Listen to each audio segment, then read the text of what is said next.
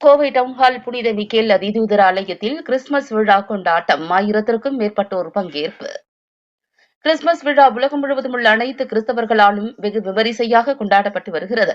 மேலும் கிறிஸ்தவ ஆலயங்கள் மற்றும் கிறிஸ்தவ அமைப்புகள் என அனைத்து இடங்களிலும் வெகு விமரிசையாக தற்போது கொண்டாடப்பட்டு வருகிறது.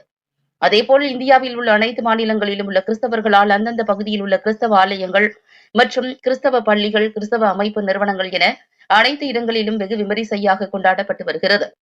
இதன் ஒரு பகுதியாக கோவை டவுன்ஹால் பகுதியில் உள்ள 100 ஆண்டு பழமை வாய்ந்த புனித மிக்கேல் அதிதூதர் ஆலயத்தில் கிறிஸ்துமஸ் விழா கொண்டாடப்பட்டது.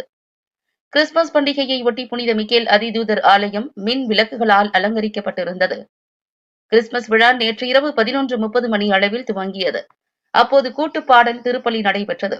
அதனைத் தொடர்ந்து குழந்தை இயேசுவை தோளில் சுமந்தபடி ஆலயத்தை சுற்றி வந்த கோவை மறைமாவட்ட ஆயர் தாமஸ் அக்வினாஸ் தலைமையில் திருப்பலி நடைபெற்றது. அதனைத் தொடர்ந்து குழந்தை இயேசுவின் வரலாறு மற்றும் நற்செய்திகள் தெரிவிக்கப்பட்டது. இந்த விழாவில் 1000க்கும் மேற்பட்ட கிறிஸ்தவர்கள் கலந்து கொண்டு குழந்தை இயேசுவை வழிபட்டு சென்றனர்.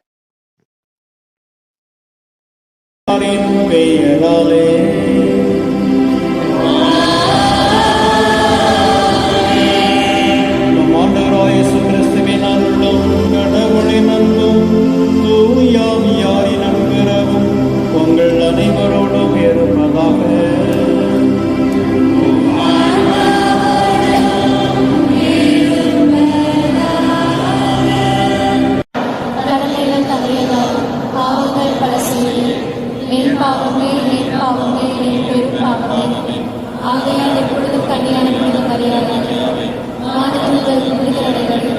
சகோதர சகோதரிகளை நம் இறைவனாகிய ஆண்டவர் எனக்காக எல்லாம் அல்ல இறைவன் நம் மீது இரக்கம் வைத்து நம் பாவங்களை எல்லாம் மன்னித்து நம்மை நிலை வாழ்வுக்கு அழைத்து செல்வாராக.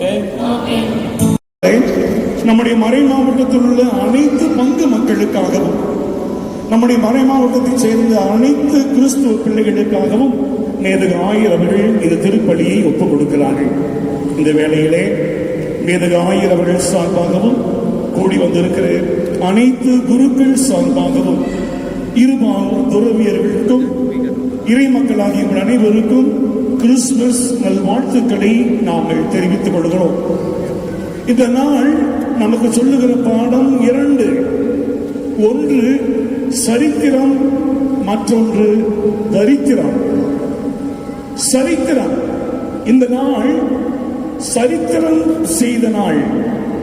அகஸ்டஸ் சீசருடைய ஆணைப்படி கிரேனியு என்ற அரசனுடைய காலத்திலே நடந்த நிகழ்வு.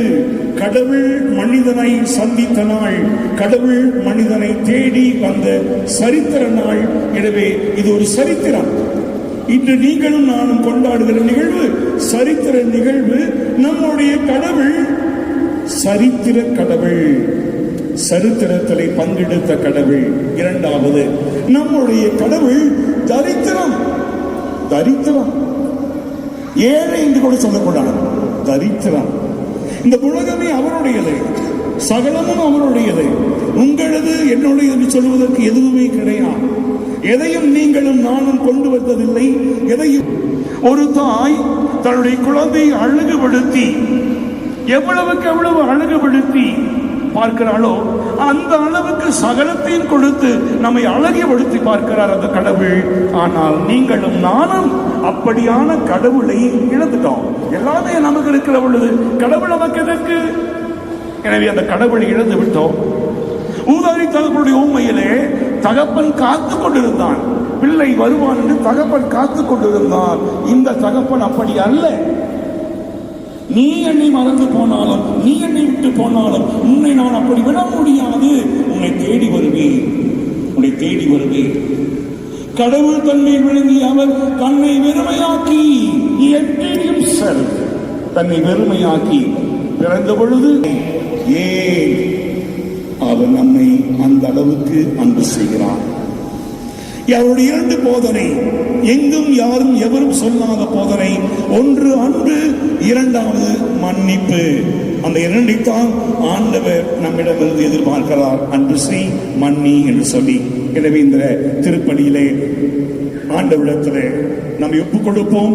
அன்பு செய்ய மறந்ததற்காக பிறரை நேசிக்க மறந்ததற்காக, பிறரை மன்னிக்க மறந்ததற்காக ஆண்டவரிடத்திலே மன்னிப்பு கேட்டு இந்த திருப்பலிகளை பங்கெடுத்தோம். திருவிழாக்களுக்காக, பாவ பலவீனங்களுக்காக ஆண்டவரிடத்திலே மன்னிப்பு கேட்போம்.